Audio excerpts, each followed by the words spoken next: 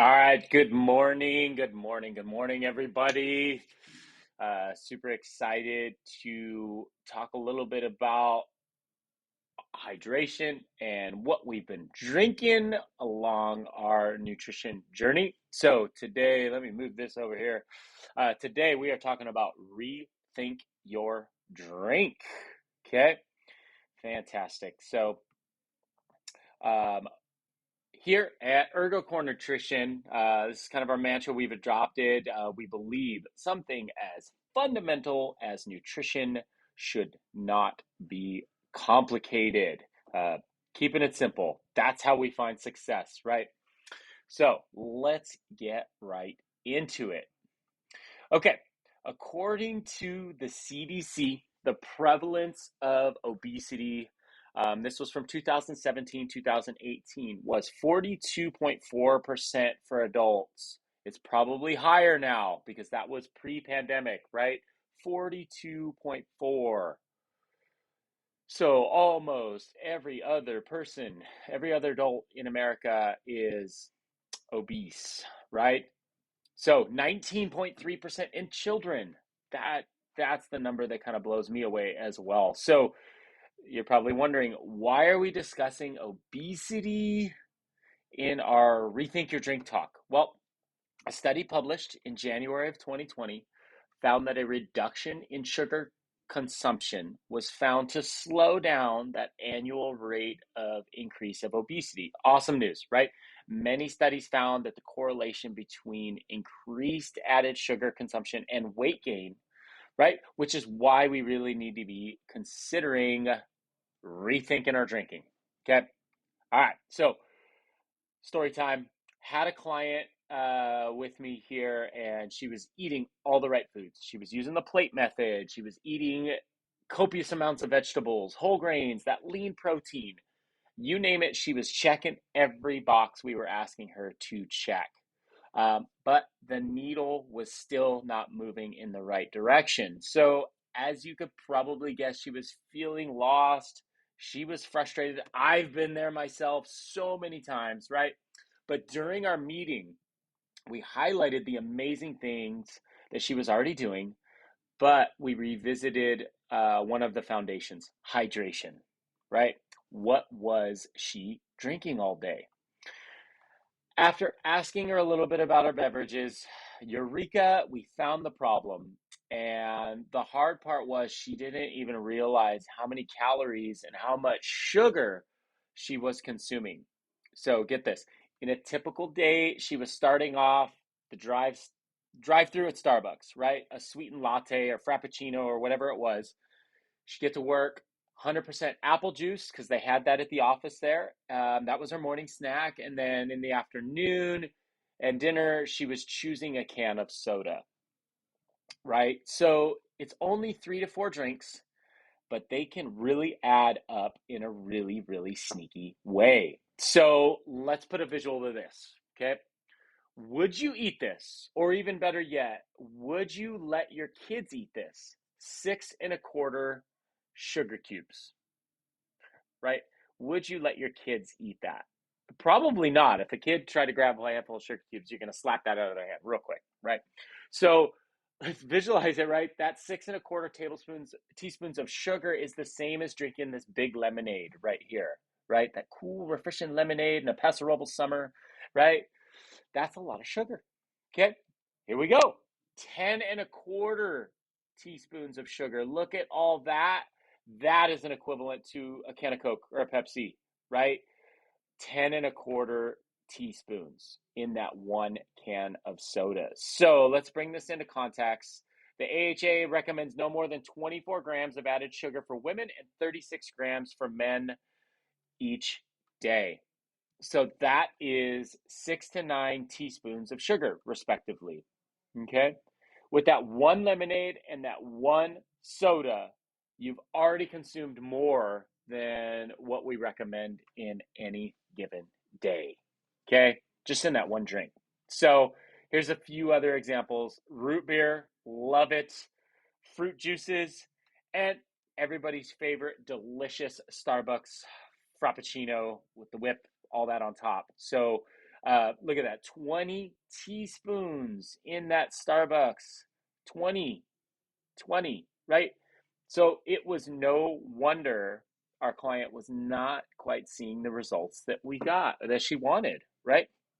So the USDA did one study on sugar and sweetener outlook data, and they found that the US population is consuming 300% of the recommended daily amount. 300. Okay. So based upon these few sugar sweetened beverage examples, it's easy to see just how well it's so easy to consume that sugar. Okay. So now that we've identified the problem, I want to discuss how we identify added sugars in our beverages, how to start choosing options that contain less sugar, as well as diving into alcohol, right? Adult beverages. Okay. So sugar can be hard to identify in our food and beverages because they're found in so many different names other than just sugar. Okay. First things first, we need to understand how to read the nutrition labels. It's best to buy things that don't have a nutrition label, like fruits, vegetables, and meats. But if you're going to have a nutrition label, we got to know how to read it. So we want to check out the serving information that's way up there at the top, right? So for single serve bottles or cans, odds are the label will be for the entire beverage in your hand, right? Sometimes a bottle of soda will have 2.5 servings on them. So they're sneaky. You gotta watch out for that. So, and if you're pouring from a bigger container, you gotta understand what the serving size is, and so you can understand how much sugar you're going to be consuming here. So, to find the sugars, scroll down, scroll. That's funny. Look down. We need to look at the total carbohydrate section. You will usually find dietary fiber, total sugars, and they want to see added sugars. So added sugars are the sugars they add into the food. They add it like it wasn't in there. They add it, right? And they usually do that for taste, obviously, and shelf life as well. So to search further in, I want you guys to bring your eyes down into the the ingredients list on that nutrition label. So there are estimated to now be, get this, 60 different names for sugars on food labels. 60. Come on, right? So you're looking for the names that end in OSE, OSE, such as fructose, or maybe they have the word syrup in them. So you'll see corn syrup, sugar, corn syrup, fructose syrup. They have them both, right? You're looking for these things. And what the heck is priodoxide hydrochloride? I don't know. That doesn't sound like food to me. You probably don't want whatever label that is. Peroxidine hydrochloride. What the no, sorry. That belongs in chemistry class. So now we know how sneaky sugar can be, right? In the things that we drink, right? So there are obviously much better options. So the best option, obviously, water. This can be tap water if it's safe, right? Depending on where you live. Bottled water, sparkling waters such as LaCroix and Buble, right? These are some of my personal favorites, right? In a day, we should be aiming to drink 60 plus, maybe 80 plus, depending on, your needs. Some of you even more, right? So that's a lot of water. It can be very inconvenient on your daily productivity. But here's some easy steps to get you started. So tip number one, carry a water bottle with you everywhere you go, right? Carrying a water bottle seems very, very simple, but here's the thing. When it's constantly in front of your face, you're more likely to remember to drink the water. It's when you go somewhere without it, you go 6, 8 hours without drinking a drop, right? So bring it with you. Personally, I got one here at the gym sitting on my desk. I got one here at my desk at home. I got one in the truck.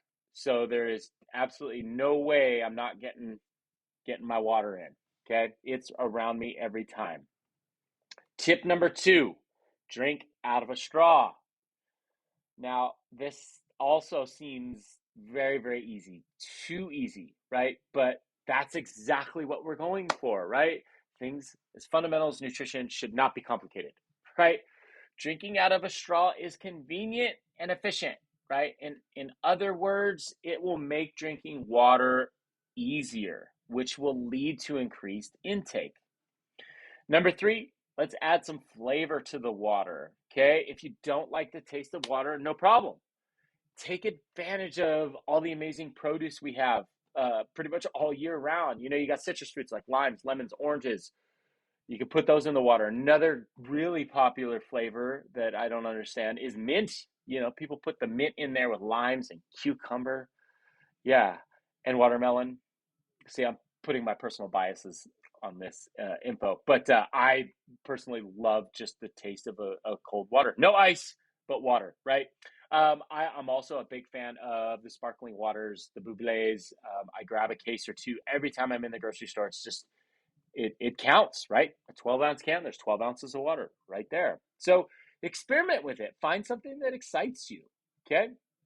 Now, let's dive into alcoholic beverages. Okay, so we're on the same page here. A standard drink in the US contains 15 grams of alcohol, about, right? So that's about 12 ounces of beer, 5 ounces of wine, and 1.5 ounces of vodka, whiskey, the spirits there. So, all right, so let's break this down. Did you know that when you consume alcohol, your beverages, right, your adult beverages, your body will prioritize its metabolism of that alcohol over the protein, carbs, and fats, right?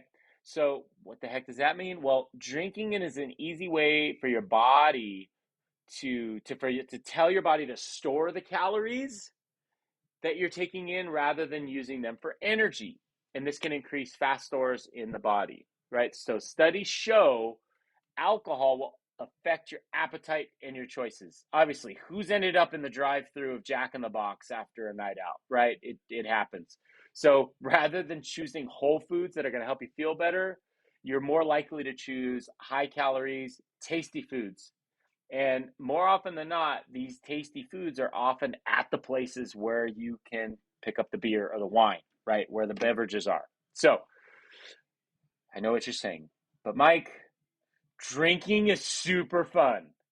Drinking is fun. So I don't want to take away your drinking, right? So, but let's figure out how to be mindful and rethink that drink a little bit. So, several studies have found that high alcohol intake is correlated with impairments in strength, power, muscular, as well as cardiovascular endurance, right? So, we also know that there's changes in the body's hormones and immune system, along with an increased rate of dehydration. So, possible issues with post-exercise growth or recovery, as well as glycogen replenishment, right? These are all just fancy words. So, in short, your workouts aren't going to feel as good and you're not going to recover efficiently if you are drinking alcohol on a regular basis. That's why we're here at the gym. So, yeah, so just kind of keep that in mind. It gets in the way of your fitness. So I'm not saying give up 100% of your alcohol beverage, right? Absolutely not. Absolutely not. Chad gets to keep his Uncrustables. You guys can keep your alcohol, but let's avoid the ones with all the added sugars and the juices and the mixes and aim to choose simple drinks like wine. Great, delicious Paso Robles wine, light beers, and spirits with water or carbonated water, fruit, those types of things. So be sure to plan ahead. Eat whole foods and drink plenty of water before and after your night out. So the rule of thumb is going to be drinking one ratio, 1-to-1 ratio of water and your beverage. So have a drink, have a water, have a drink, have a water, right? And give your nutrition coach, ask them what are some recommendations, right, for all of our festivities. So my favorite might be the girly cosmopolitan on that. And then what's cool, like, it's only got 9 grams of sugar in it, so it's not bad. It's not bad. So, but anyway, have some fun, be mindful about what's going on, drink your water. We've given you 3 tips there, and we talked about sugar sweetened beverages and things like that, all that tricky labeling. So increase your water intake and Now you know how alcohol also affects your fitness. So, rethink your drink. Thanks so much for joining me on this nutrition talk today. Take this information, go hydrate and dominate, and we'll see you on the next one.